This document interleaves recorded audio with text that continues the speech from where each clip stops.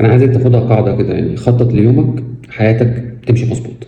عمرك حسيت كده ان اليوم بيخلص وانت تعبان، بس مش عارف انت عملت ايه؟ المشكله مش في الوقت، المشكله انك ما خططتش ليه كويس. تعال اقول لك على خطه بسيطه كده، لو عملتها كل يوم باذن الله حياتك هتتغير للاحسن. الخطوه الاولى: ابدا اليوم دايما بدقيقه فيها نيه.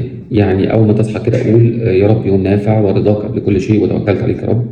الدقيقه دي دايما بتفكرك ان اليوم مش سباق، اليوم ده عباره عن رساله. الخطوة 2: اكتب 3 مهام بس. ما تكتبش 20 و30 و40 حاجة، لا اكتب 3 مهام أساسية، لو خلصتهم يومك هيبقى ناجح وأنت هتبقى راضي عن يومك ومبسوط. اسأل نفسك كده إيه أهم 3 حاجات لو اتعملوا النهاردة هيفرقوا معاك بجد.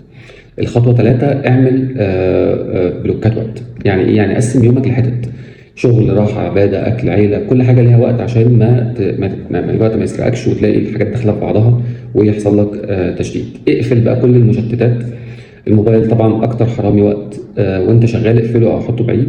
ساعة تركيز حقيقي او ساعتين احسن من 5 6 ساعات بتضيع وانت مش عارف هي بتضيع فين، من استقبال مكالمات ومن تصفح سوشيال ميديا اثناء ما انت بتأدي مهام يومك اللي انت المفروض تخلصها الاول. خطوة 5: ابدأ دايما بالاصعب، يعني ما تأجلش الحاجات التقيلة، خلصها الاول وبعدها كل حاجة هتحسها اسهل وهتحس ان في يعني انجاز كده في يومك.